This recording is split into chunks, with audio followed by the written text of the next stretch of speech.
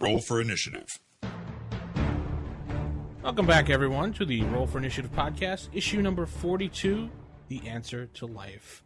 I guess we don't have to do a show now because we've answered everybody's question. And everything, too. Yeah, I don't guess we don't have to do a show, right? Because we pretty much answered everything. Yeah, answer is 42. All right, good night, folks. No, I'm kidding. Not everybody. I'm one of your hosts, DM Vincent, along with DM Nick this week. Nick, what's up, buddy? Wow, yeah, it's like my first show of the year. I'm like had a lot of stuff happen over the holidays and some other personal things that happened recently, but you know, gaming's been great. Get this. What?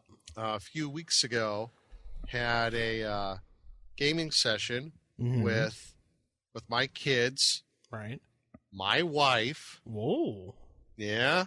It gets better. And some neighbors of ours and their kids. Awesome. What'd you play? Yeah. It was a very weird, surreal moment, but we all played first edition AD&D for a few hours. I used the dungeon deck. Mm-hmm. I just did a quick little adventure there. And, yeah, it was a pretty cool time. I had really fun with it, so it was okay. That's awesome. I mean, how many more family members can you get in that game? That's really cool, Nick. I mean, we had we had like 8 people. I'm surprised. I didn't know your wife was a gamer. Neither did I. Uh-oh. No, it was like, she'll play. I've been trying for years to try to get her to play, and this was like the first time where she's like, all right, I'll sit down and play if our friends will play with us, you know. So it's like, it was other people playing too. Did she like it? Yeah. So is she hooked? It was still cool though. It was very cool. Everybody had a good time fighting zombies and skeletons. So used that great roleplay day, that dungeon deck. Yeah. And fantastic. So anybody else who wants to use it, you know, grab it if you can. And started the new campaign for my Hackmaster game too. So that turned out to be quite a surprise for everybody. I could finally reveal what it's all about. Well, tell me. Yes, it's set. It was set in at the regular time in the game world that I'm using. That's for Hackmaster, the Garry's World setting. But there's a really big war going on. It has something to do with, you know, the Giant series, if you're familiar with those modules, and the Slave Lords and another evil empire that's in that game world. And basically, the forces of good are not doing so well. The forces of evil are winning huge tracts of land. And this brave band of adventurers that have been made up are they're all new. They're in an existing town or village of Saltmarsh. So they're familiar with the town of Saltmarsh and everything there.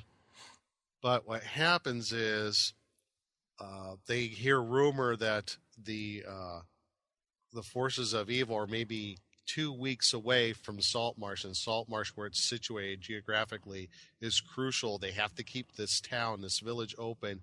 They keep the supply routes going, and it's just a key strategic position. So they've been kind of, along with several other adventuring parties, kind of put on the militia list to help out with the town in case they're attacked. Right. They're not obligated to stay in the whole town the whole time, but yes, if the attack comes, they should be ready to go.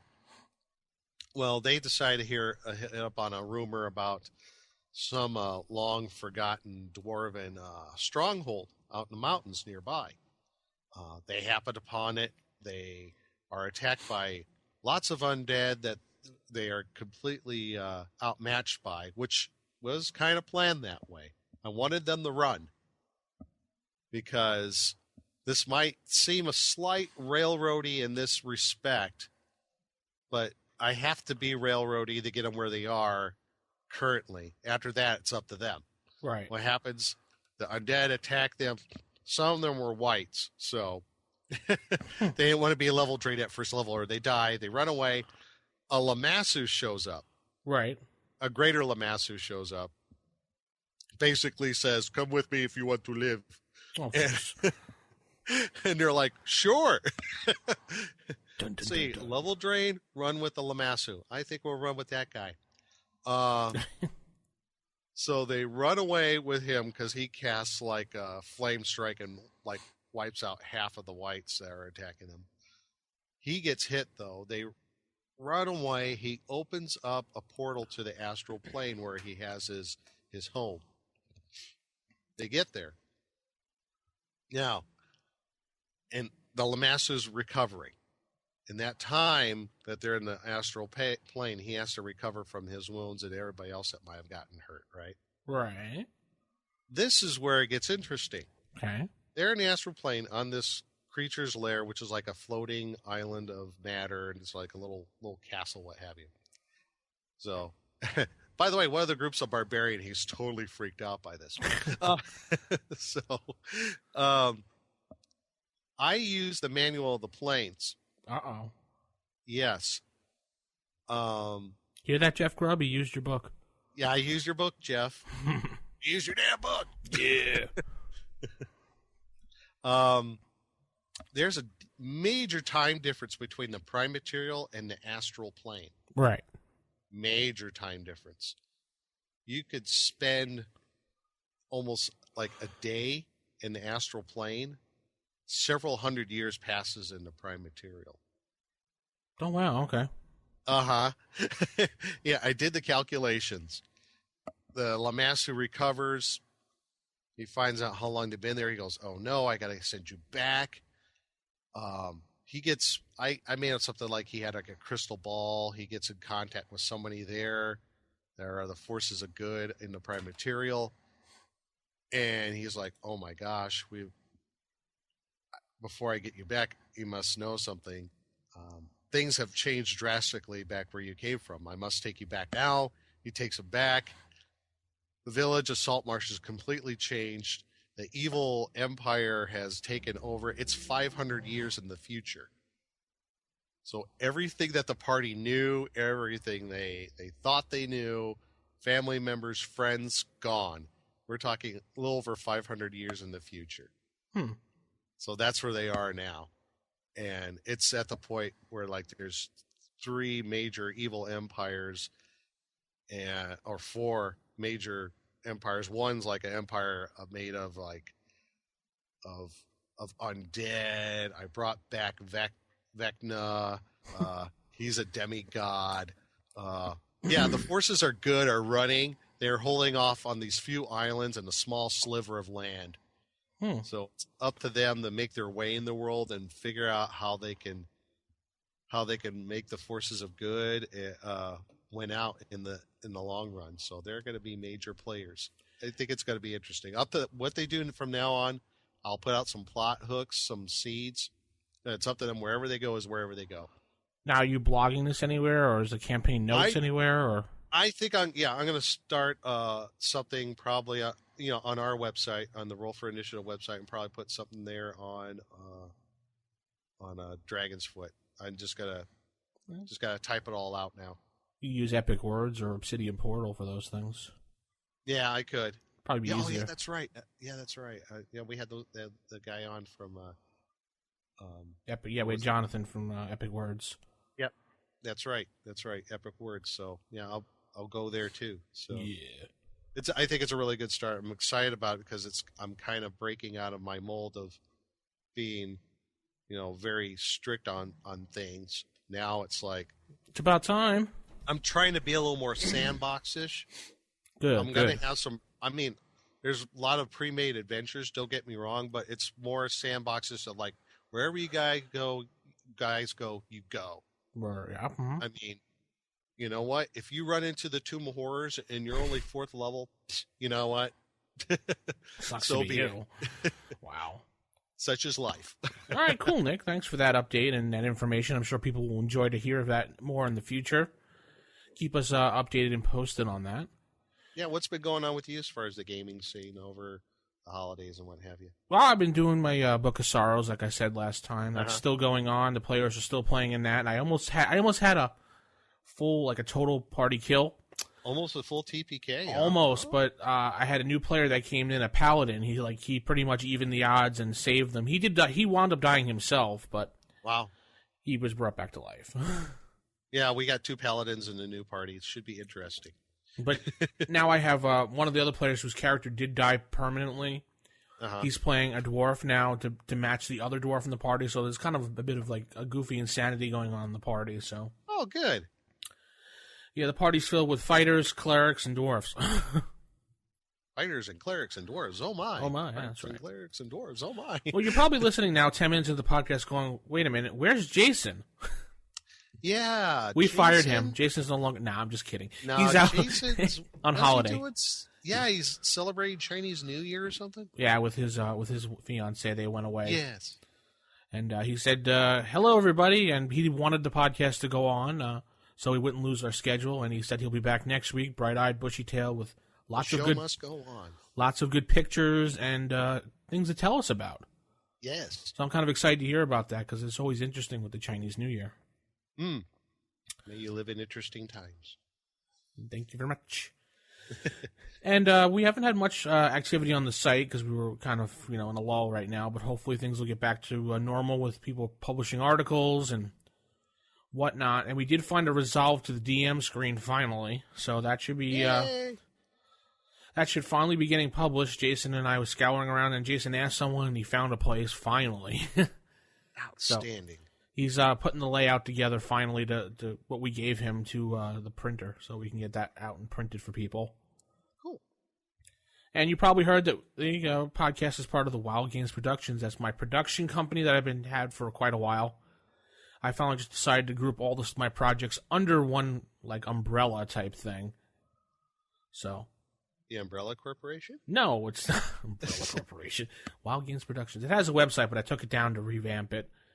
Get a little advice how to revamp it. But all my projects are going to be under one thing now. We're still part of D20 Radio, so you'll hear their bumper as well. Cool. And speaking about projects, there is another podcast out there that I have producing. And it's starring... Glenn from the Save or Die podcast, who's moved on to do a second edition AD&D podcast along with his co-host Corey, who is shown off, I believe, on the Dragonsfoot forums. And it's called Thaco's Hammer, and you could visit them at thacoshammer.info, and they have a full episode out right now.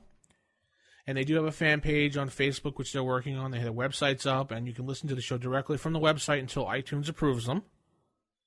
But they're sounding pretty good, and want to give them a little plug, because I know we have a lot of second edition fans here that listen to this podcast. Sure.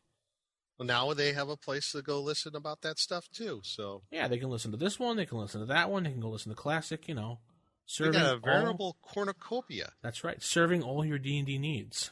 A plethora. That's right. All pre-2000 D&Ds. Yeah. And anything else, Nick, you can think of? No, not that I could think of. All right, then we'll just head into Table Manners this week. All right. Typical. Of all the evil creatures in the world, I'd like to find one with table manners. What, are you kidding me? I spent years cultivating the worst table manners on the planet. Table manners. Table Manners. I have none. That's right, you know. Table Manners, we're going to focus on playing tips. Tips for the player this week. And on the docket, we have ways to use unseen servants. Ah, the unseen servants. We all know we've all had that spell and just kind of like meh and never really use it. Meh. I know a lot of people don't use it. I mean, unseen servants can be used for quite a bit of things, and people just don't realize it. Yeah, because you read the spell description and like, it's okay, but it's not. It's no magic missile. No, it's a great defensive spell if you think about it. Yeah, there's a lot of different ways. Well, why don't you go ahead and you tell everybody what the unseen servant spell is, and we'll kind of get into how we could use this little guy. So basically, the unseen servant casts a non-visible, like, I guess you want to call it person. Mm-hmm. He's pretty much like a butler, like an invisible butler. He can do whatever you want. He can go fetch things for you. He can open doors for you. He can clean things. He can fix things. He commands pretty much whatever you want him to do, he will do within reason. I mean, he can't like produce 1,000 gold for you, but well, he might be able to steal it for you. They don't fight, and they can't really be killed. You can't really see them. They only have 6 points of damage. 6 hit points. So if they do get hit, they probably could be killed, I think. I guess, or like dispelled if they get hit for that much. I guess they just disintegrate. And the components for the spell is a piece of string and a bit of wood, which I kind of find funny. Yeah, I'm thinking puppet. Yeah, and it only can carry lightweight stuff, but 200 gold pieces. Was that 20 pounds? About 20 pounds. Yeah, it's roughly 20 pounds. Still, it's really not a creature or a person. It's more of a force. Yes, I usually think of it as like a ghost or something. Yeah, like I think of like an immaterial spirit or a ghost or something like that. So this is spell a waste? No, I don't think so. So Nick, you have some ideas? I don't think so either. I think there's many creative ways I think you can use an unseen servant as a way of. One of them that I don't know why that popped in my head. I guess it just depends on the situation. Say, for example, maybe most of the party gets in a jail. Right. Can't get the keys. Yep. The wizard's the only one that's not in the jail. And he has to somehow get the keys to the players, so they got to lock themselves. Well, boom, unseen servant. Maybe that's a way get those keys over to them so they can unlock themselves and get out of the jail. Something like that. Or if they're in jail, too, provided that he has his components and you use that, really. Yeah. All he needs is a bit of wood and string. That's pretty easy to find. Yeah, and I also was thinking of other ways to use the unseen servants. You can use them as lookouts. Uh-huh. You can use them to go up ahead and scout. Because no one will see an unseen servant. I mean, you could practically just walk right into a campground and go, okay, there's 1, 2, 3, 4, 5, 6 enemies. And they're here, here, here. Come back and then draw the picture on the ground for you. Now, would an unseen servant alert you to something like that? Why not? Well, I guess it doesn't say in the description. I guess it could. Why not? You could tell them to do pretty much whatever you want. I mean, I guess so. Oh, there's a good idea. Use them as a distraction to draw attention of your enemies to something else. Yeah, you could be hiding. And you already have your unseen servant casted, and there is an enemy trying to find you. You can have your unseen servant run across the other side of the room and throw, like, I don't know, something down the stairs, and the guy goes, aha, and he goes chasing after the sound down the stairs. Maybe not necessarily attack them, but, he could, like, if you're in an outside environment, you want to distract some monsters, he could pick up, like, some rocks or a stick and throw it somewhere. Yeah. And it'll distract the monsters, and then there you go. There's your good distraction. That's a real good suggestion there. So, oh yeah, we have Corey listening in the background. So, yeah, you kind of threw that as a suggestion. That's a real good idea. Want to give credit where credit is due. Definitely. So, any other way we can use this spell used successfully, or any other usage you can use? Maybe he can go get water for you if you are stuck somewhere and you need buckets of water. That's true. Yeah, need to put out a fire. It doesn't actually say how far distance you can go with him. It's a 3-inch radius of spellcaster, so 30 feet radius. But I meant really as far as how far he can get away from you. I meant. Oh, it doesn't actually say that. No, not really. It lasts a long time too. Yeah, 6 turns plus 1 turn per level. Yeah. That's a long time. That's non-combat turns. That's like several hours? Yeah. Well, I had a player use this in my campaign that I was running, the Book of Sorrows. Yeah. They got to this inn that was disgusting and dirty and grimy and everything. So when they went up to bed, he cast Unseen Servant to clean the bar while everybody was sleeping. So when everybody came down, the whole place was spotless. Oh, cool. I just thought of a really good way to use this. What's that? Is say, for example, you have your thief. He's unlocking like chests and coffers and what have you. Mm-hmm. And But say your thief just can't undo that trap. You know there's a trap there, or you suspect one. You can use Unseen Servant to open the lid. As long as it's not too heavy, yeah. Well, yeah. I mean, lid of a chest can't be more than 20 pounds. So he could be your Nodwick. In a way, yeah. I mean, you have your regular thief, unlock it, but, use your Unseen Servant to actually open the trap door, and you guys are at a distance, so you won't get hurt, It's a good way of, if you can at least remove the trap, set it off from a distance so you won't get hit with the trap. Maybe. I can just see everyone hiding behind it like this door, and then sending an Unseen Servant inside, and they all like hovering and looking in the keyhole as the Unseen Servant flips open the lid and these darts go flying through them. Yeah. Now, do you think they would be able to use, in your campaign, say I was playing in your game, Nick, and we were walking through this I don't know, dungeon crawl, and I cast Unseen Servant where I thought there might be a trap. Now, if I sent him up ahead, would my Unseen Servant trigger the trap? Would you allow that or no? No, I don't think so. No? Well, it depends on the nature of the trap, I think. Okay. If it's a trap, like if it's a pressure plate kind of thing, if it's detecting, something like that, no, I don't think an Unseen Servant would set it off. I think an Unseen Servant would set off a trap if it's like a magical trap that detects something that goes over it, or if the trap is dependent on a hinge type situation like doors or the hinge of a coffer or a chest. But like Corey in the background is just saying, well, maybe he could grab the fighter's scabbard from his sword and drag that behind him while he's walking. That's a possibility. Or maybe he can pick up a heavy rock and just drop it along the way and just roll it down the thing for you while he's walking or something. Well, a 20-pound rock, he could definitely drag it along. Unseen Servant, the new replacement for the 10-foot pole. Yeah.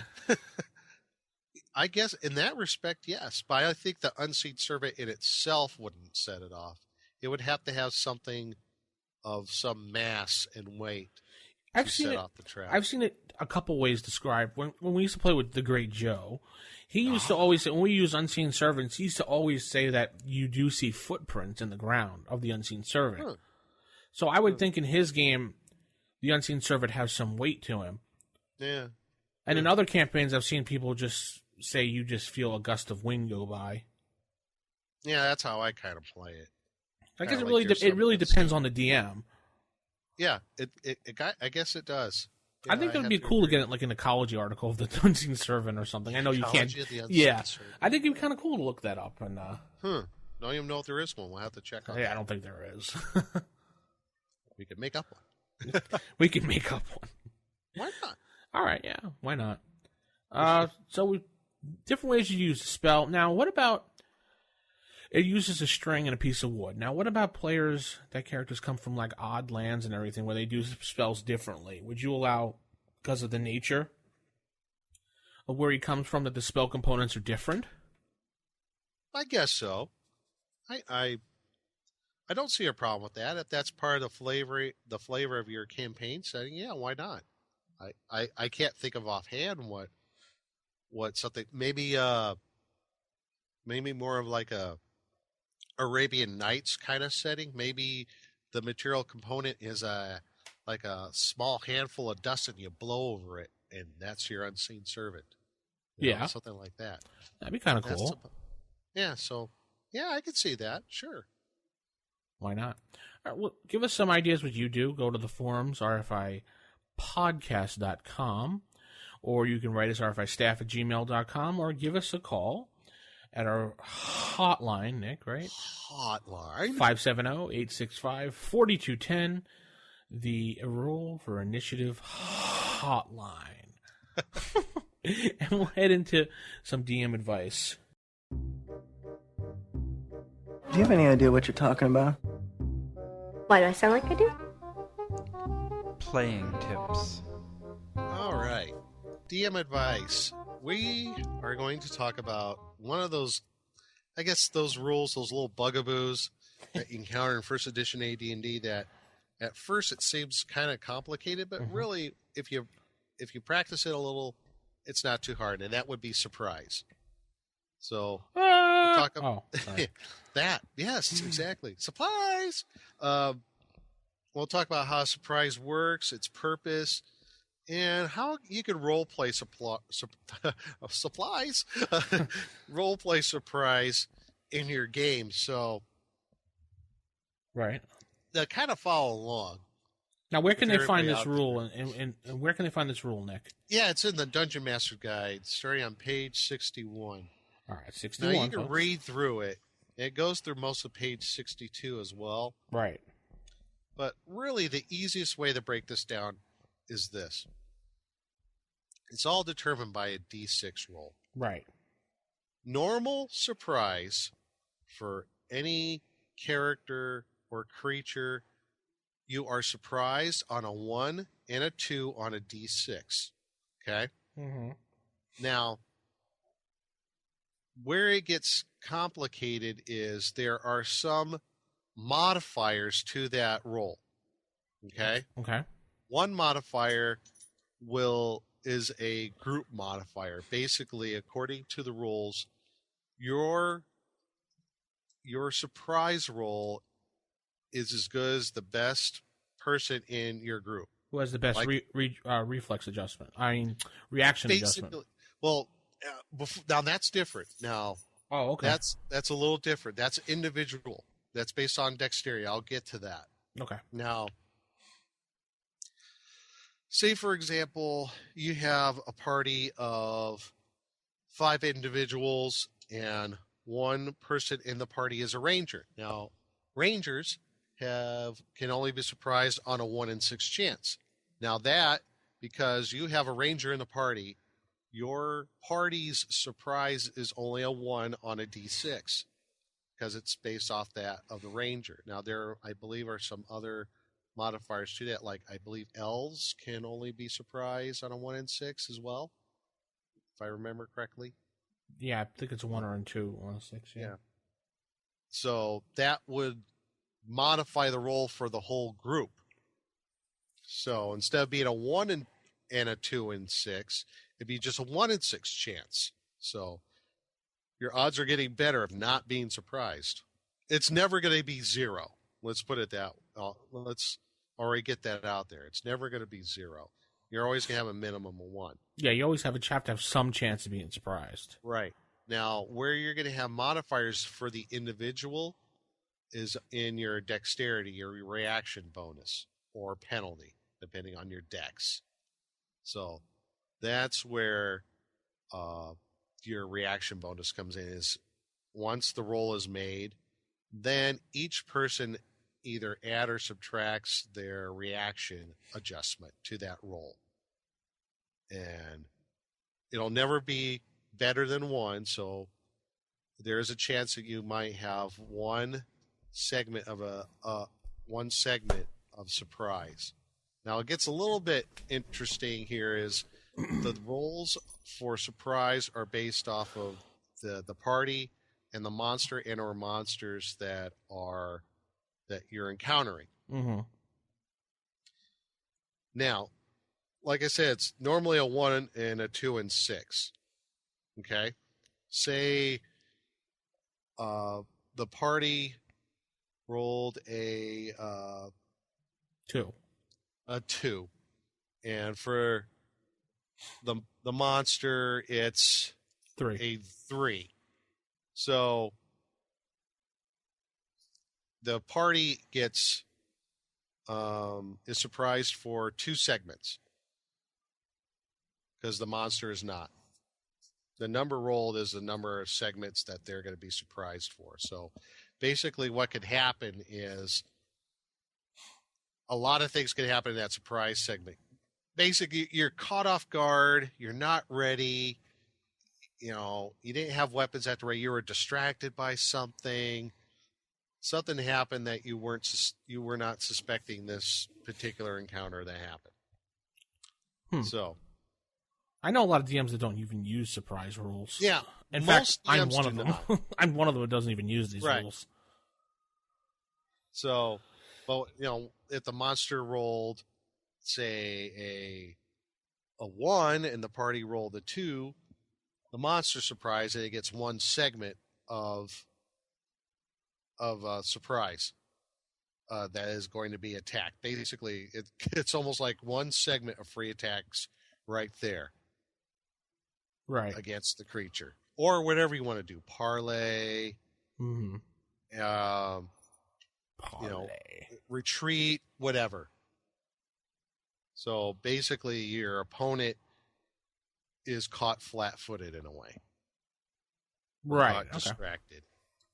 Yeah, a lot of DMs don't use it. I don't use it a lot, only in certain circumstances, like I think you said once that really only with where it says anything about surprise for a particular creature. Yeah, I may use it for that.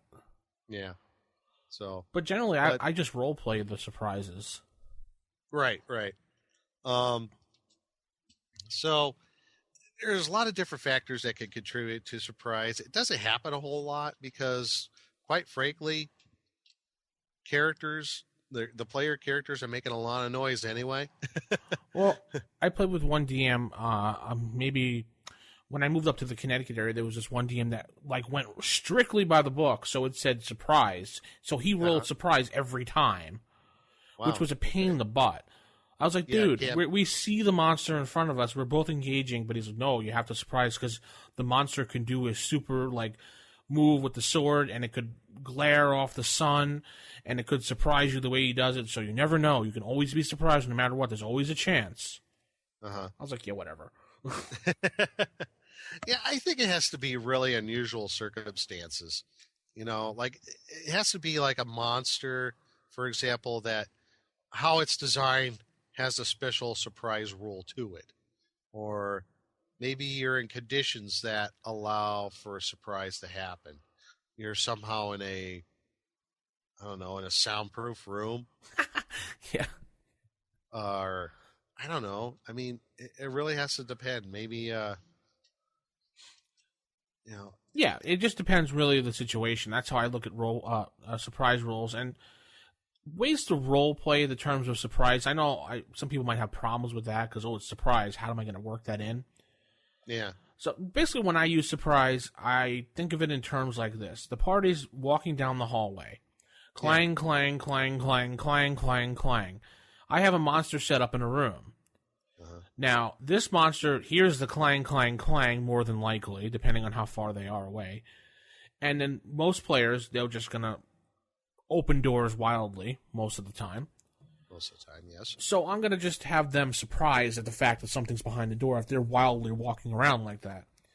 If they're walking around, tapping the ground, creeping inch by inch, I'm going to have them, when they go to that door and try to open it, depending on what they do, each side rolls a d6. And I just do the higher side as the one is the winner, and the lower side is the one that's surprised. Right. I just make it simple. It helps to keep it simple.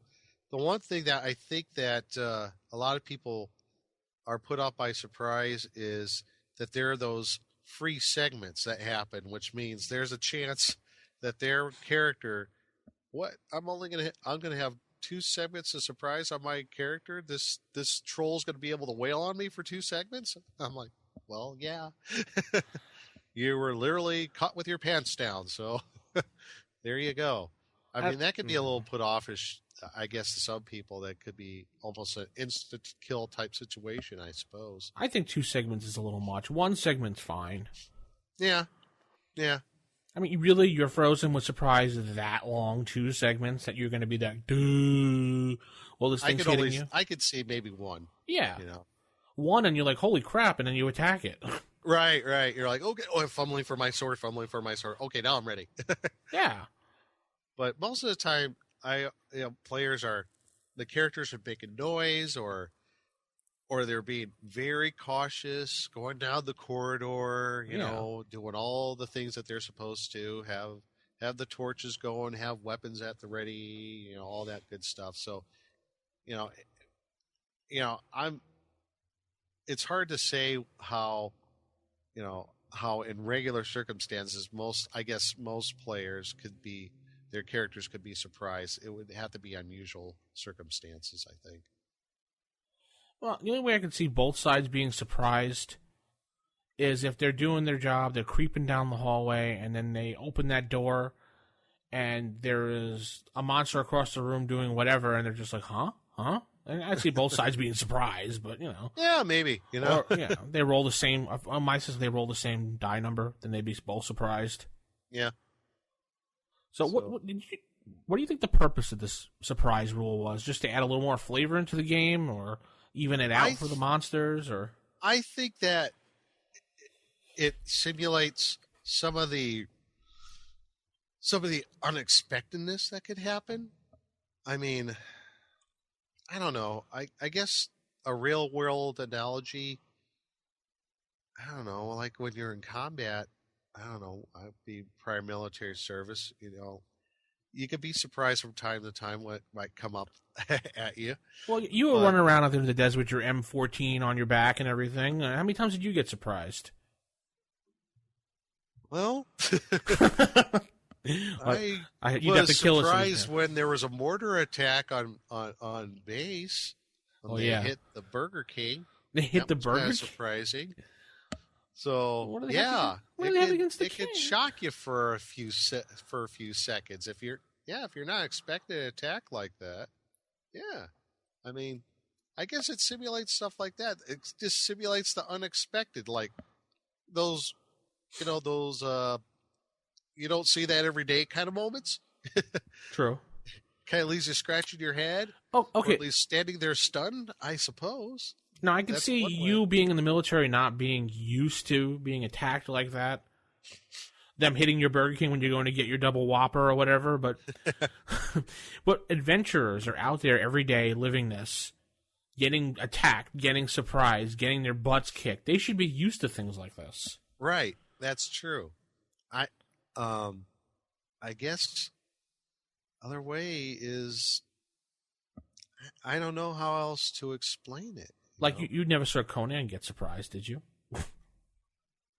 Not really, no. No, because he's used to it. He was running around, getting laid, right, and banging this and that, and chopping things up. I mean, when he slept, he practically slept with his eyes open. So maybe now this might be going on a limb here.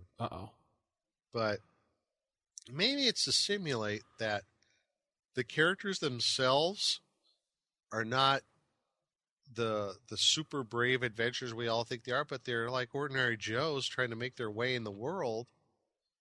Yeah, doing these professions that they chose, and these are some of those to simulate some of those unexpected things they come up against. Maybe that's one way to explain it in role playing terms.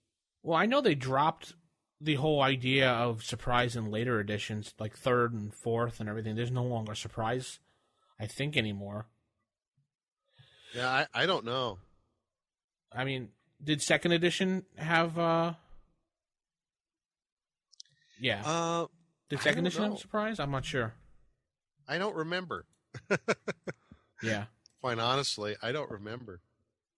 So. But it'd be kind of interesting to know. I mean, did they drop it in 2nd edition? Did they not? Because I know this was a big rule in basic D&D, like in Mulvey & Cook and Holmes, in the Brown books. It was all throughout 1st edition. Surprise was maybe they removed it when they moved forward because they didn't see any more use for it. And 2nd edition does have a surprise rule according to Corey, who's listening in with us today. So, thanks, Corey. And I think in 2nd edition it was a D10 roll to go along that initiative became a D10 instead of a D6. Yeah, I know. Yeah, 2nd edition was a D10 segment, which a lot of people do use that in 1st edition. I noticed too. I do. You're one of those too. Yeah, I do. I have to admit, I do. Well, I like a D10 segment. They do say it logically plays out better with a D10. Yeah, I think it does. I don't know. I like the D6 method. That's just mine.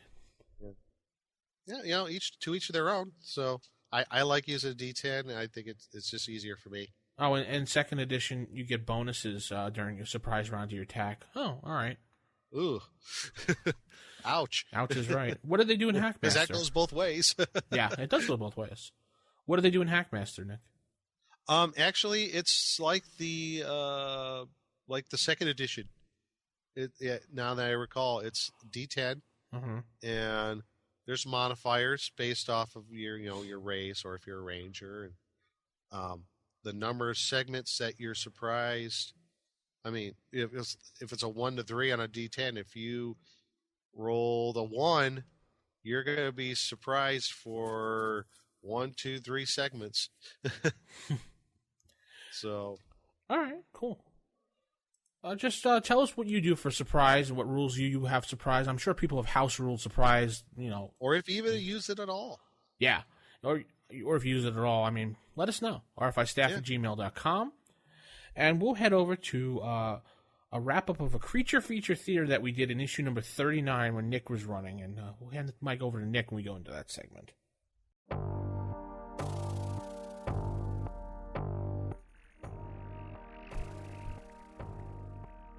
Creature feature theater. All right, everyone. Creature feature theater.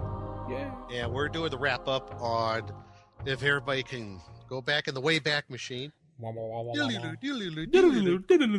that's all right. Heck, the issue 39, where the creature was, I think I'm pronouncing this right, the Peryton. The Peryton, okay. And the Peryton is on the monster manual on page 78. It's a winged creature. It's a combination, it looks like, of a large eagle or a hawk with the head and antlers of like an elk or a deer. Now, what makes this creature rather unusual, besides its weird makeup, is I always thought was really cool about this creature was that it casts the shadow of a human. I always thought that was kind of weird. So it shows a weird kind of mystical side to it. Also, this creature, it gets a +2 to hit each time it attacks. Also, damage, pretty nasty, 4 to 16 points of damage per attack with its antlers. Now, that's the only attack it gets. I guess its claws aren't that strong, but the antlers are very, very strong in themselves. I'll talk about that in a minute. And normal weapons don't hit it. Wow. Yeah, +1 or better weapons to hit. So you need magical weapons to hit this creature. That's why most of those attacks didn't work. Yeah. Average intelligence, so it's got an average human intelligence, and it's chaotic evil. Now, in itself, sounds rather interesting creature. A little tough, a little difficult. Armor class not too bad. Armor class 7, so not too hard to hit. Rather rare. Found mostly in mountain peaks, high cliffs. Now, in itself, pretty interesting, but not a whole lot to go on it. Now, there was back in the day a Dragon magazine article that was written, The Ecology of the Peryton. And this was issue number 82, which would have been February of 1984. And in this article, starting on page 10, it kind of starts, it's a story about a group of adventurers trying to hunt down a couple of Peryton in the area, and they're asking for some assistance from somebody who's knowledgeable about them. Now, in this ecology article, and I didn't know this until I looked it up, apparently the Peryton is a creature from mythology. Oh, really? Yes, it is. It alludes to this in the article, and they talk about how there was they believe that the Perytons came from another world where they were established on a great island nation known as Atlantis. Now, looking up the information about the Peryton on the web, apparently they are tied up in this whole myth about Atlantis, that they came from there. And also in the ecology article, and also what I found out on the web about the mythology about this particular creature is the legend is that the Perytons, as intelligent as the evils they were, helped bring about the end of the Roman Empire. That they brought about the fall of the Roman Empire as well. Really? Yes. So the Perytons were responsible for the fall of Rome. So it's a Roman mythological creature then? Yeah, it dates to Rome, I guess to Greece as well. Huh. Because it's tied up with that Atlantis myth too. Some of the things that they say in the article about the Peryton is why its horns are so strong is that they are a very heavy mineral base of metals that are in their the makeup of these horns, and one of the things that they need to get the amount of iron and other minerals that they need to make up their horns is hearts. So they eat the hearts of their prey, namely humans. So that's one of the reasons why they go after the hearts of humans, is because they need the amount of nutrition that is in the heart of a human to help build up their horns, and also for their reproduction. The shells of the Peryton eggs are very, very hard, almost stone-like or metallic. So, very interesting article on the Peryton in Dragon Magazine that helps it flesh it out a little bit better. They also, the person who wrote it, Nigel Finley, also alludes in the story that maybe in the past the Perytons had psionics, and over time they lost their abilities and they were trapped in this world out of coming from our world of the world of where Rome and Atlantis was. So there's a possibility that if you wanted to, Perytons could be a little bit more of a major evil race in your game world. It seems like in this article they could be a little bit more than what's presented in the monster manual, just another weird creature that you have to fight off with +1 or better magical weapons. So I think that's kind of interesting. So what do you think, Vince, on the Peryton and other ways you think you might be able to use these creatures? That might be a good idea as an evil race that's trying to take over, trying to destroy, I should say, a land. Maybe they start infesting the area like, vermin, and then you start to try to take over a kingdom, and slowly they start amassing a massive army to attack. Yeah, I see them working through others as well. I could see them working through creatures like the one that we had, the Lucrata, or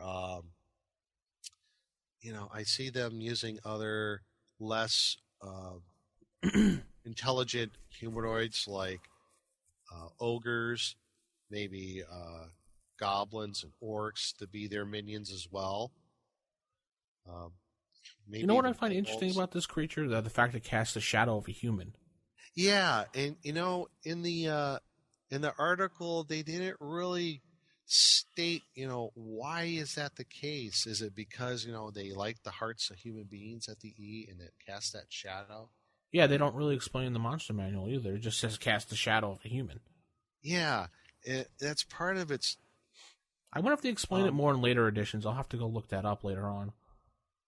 Yeah, one thing that they say in the article, and I guess I could read this real quick. It says, when the sun strikes the body of a Peryton, feet replace claws and arms appear instead of wings. The horns cannot be seen in the shadow, and the head rounds out to become that of a human. Truly a sight that would be at least disconcerting if it were not already so terrifying. And the shadow remains that way until the Peryton has slain its chosen prey, whereupon the shadow is cast. It cast is that of its own body, and it then stays in that state until the creature has devoured and digested its prey. So maybe that is a way that the Peryton, it desires that, it needs that the hearts of humans, and the more it needs it, the shadow of the human becomes more and more into its shadowy form. So I guess that's how they kind of explain it there. So. Interesting. I don't see. I guess maybe it's kind of their. Oh, here's something from Corey. He says the mythological aspects for Rome came from the loss of life when the legions would travel across mountain ranges to invade other countries. Can't blame the generals for not feeding the troops, so let's blame the death of our only son on a mythical beast. Okay. Oh, okay. So they were just blaming something that didn't really maybe. So it's a mythological creature that obviously never existed, and they made it up to blame it on something. Right. Exactly. There's more he wrote. Suffers the same creation as vampires did the old days of Yugoslavia or Transylvania. Okay. So it's kind of in that same respect as the vampire myths, I suppose. Huh. Interesting. Huh. So, I think it's an interesting creature. You don't see a whole lot about it. You don't see it used a lot, but I think it's kind of cool, and it's in its own unique way. If you take this Dragon magazine article, again, issue 82 of Dragon magazine, I think it'd be good something, maybe a major, not a major player, but another organized evil force in your game world that could who acts through others. You said that was Dragon 72? 82. 82, okay. Yep. So. All right, cool. Tell us. I'm sorry, Yeah. Nick, go ahead.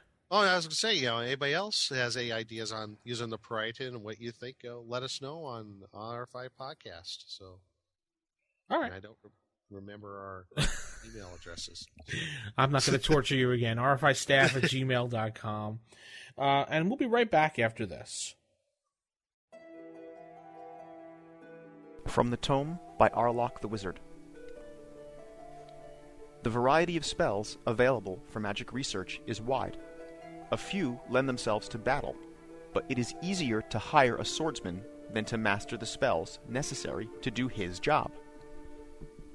I put it to you that it must be your business to accumulate every type of spell, and to seek out the situations in which any of them might be useful. In particular, it is best to find out the needs of the nobility to whom the common people are attached. The rewards are usually great. Now my view as an elf, as compared to that of humans, must be mentioned as regards my recent victory over the goblins. I am young at 75 years, but this is as long as the average human lifespan. It is known amongst elves that humans are capable of extraordinary feats of energy and daring, and by their action, radical changes can be wrought quickly. But they are just as prone to leaving things undone that are obvious to the longer-lived races, to neglect to follow through, simply put, to waste their particular talents. Within months of the incident with Olsh, my goblin friend, we had broken the strength of all the raiding tribes. There was now a fertile area, previously unsettled, ready to be taken by new inhabitants. This wants for strategic action, with an eye to the long-term good. For miles around, there was fear of the goblin tribes, and though stories of our exploits had spread, no one was sure for their safety there. But I could see terrain that would support a defensible fortress, that with some land cleared would have a commanding view. By establishing a settlement, the security of previously frontier lands would be enhanced. I did not own title to this land, and I lacked the money, allies, and inclination to try to assert ownership. So I decided, in a manner, to sell it, before new goblins or orcs, or worse, moved in. So I sent word to the nobility of the frontier region. Soon, the second son of a certain baron, by the family name of Athen, sought his fortune with me. I did my best to gain his confidence, and this was not difficult. Those whose lives are spent gaining and holding power will know the benefit of magic almost as well as its practitioners. What Athen needed was a willing peasantry to clear and settle the land. But it is hard to convince people to leave the safety of home for the unknown. There's a particular enchantment related to the charm that was so effective with Olsh. The spell is called, simply, Friends. An inexperienced magic user can through easily obtained writings learn this spell, though this is rarely done, and even more rarely is it employed.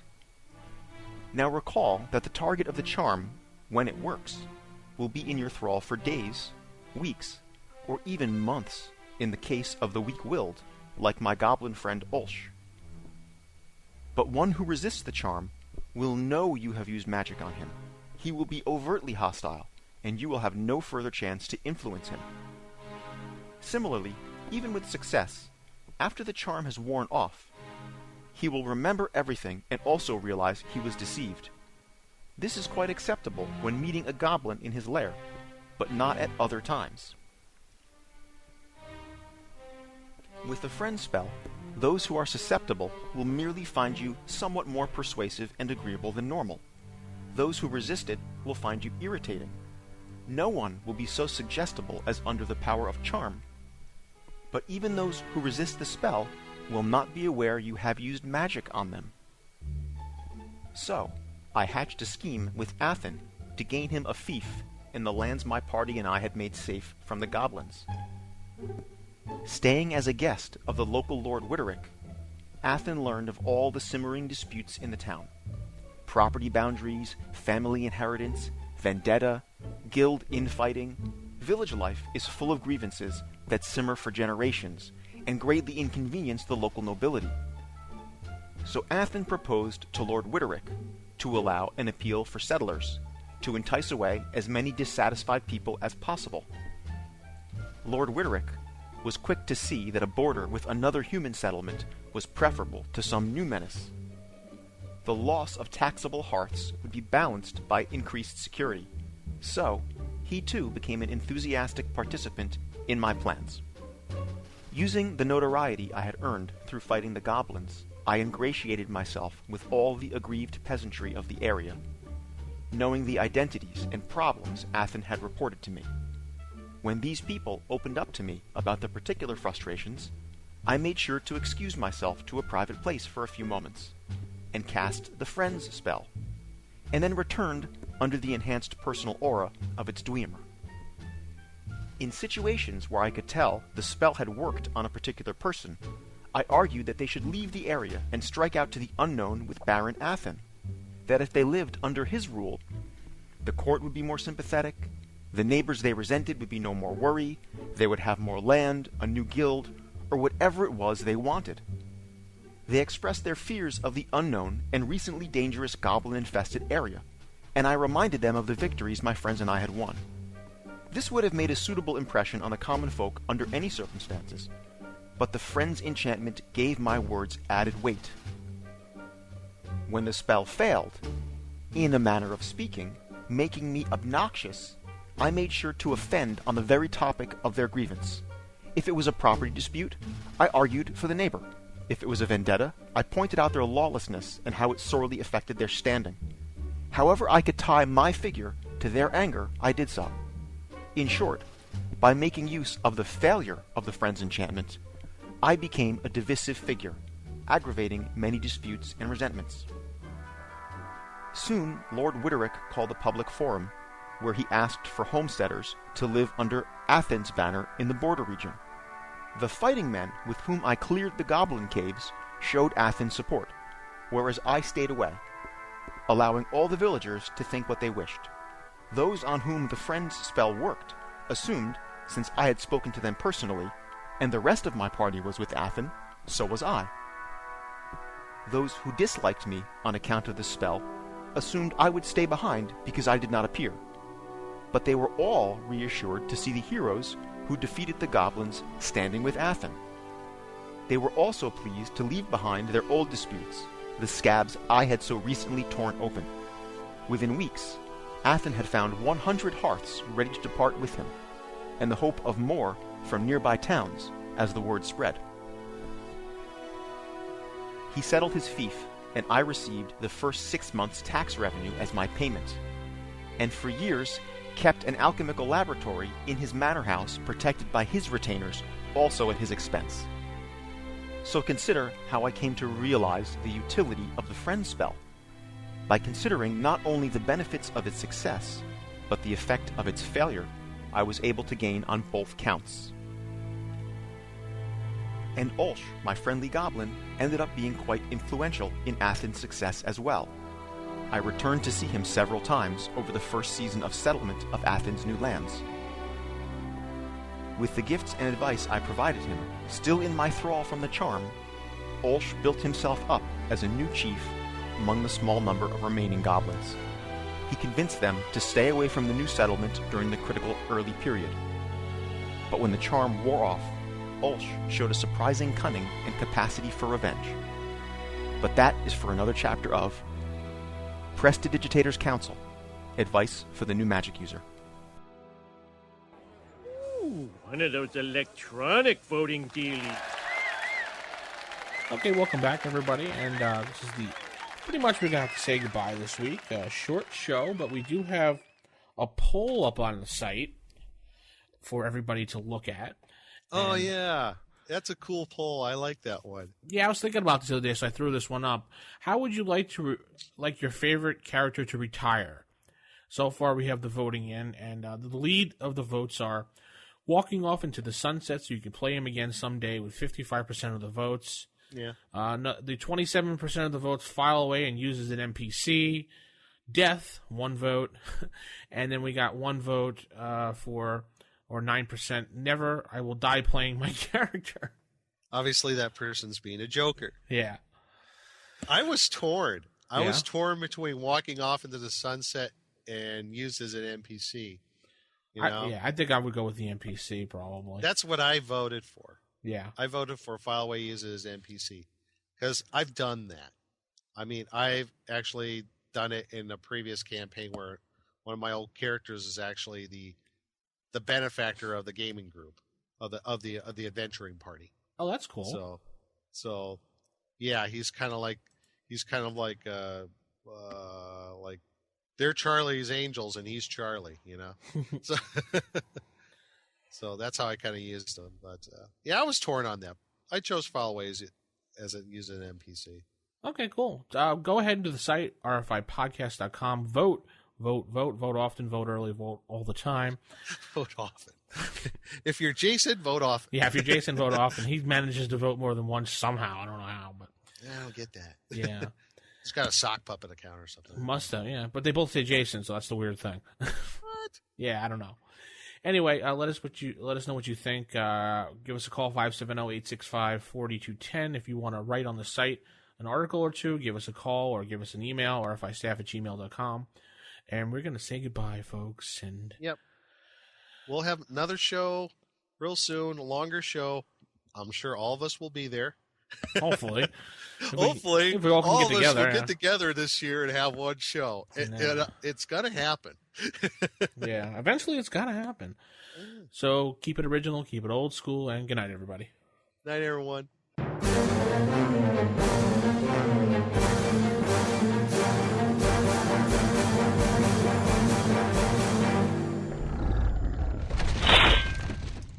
Roll for initiative.